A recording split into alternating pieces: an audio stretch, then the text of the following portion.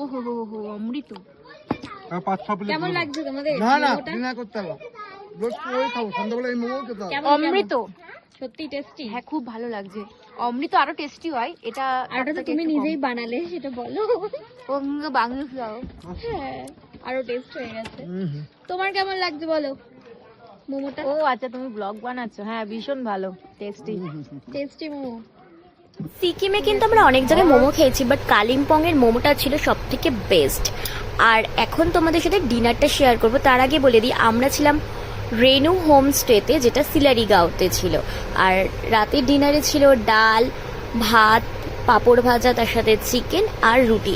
রুটিটা দেখে হয়তো তোমাদের মনে হতে পারে এটা ময়দার রুটি, কিন্তু একেবারেই নয়, এটা ছিল কিন্তু আটার রুটি, আর যথেষ্ট সফট ছিল। তো রাতে ডিনার আমাদের এটাই ছিল। তো চলো নেক্সট ভিডিওতে তোমাদের সাথে আবার দেখা হচ্ছে। আজকের মতো টাটা।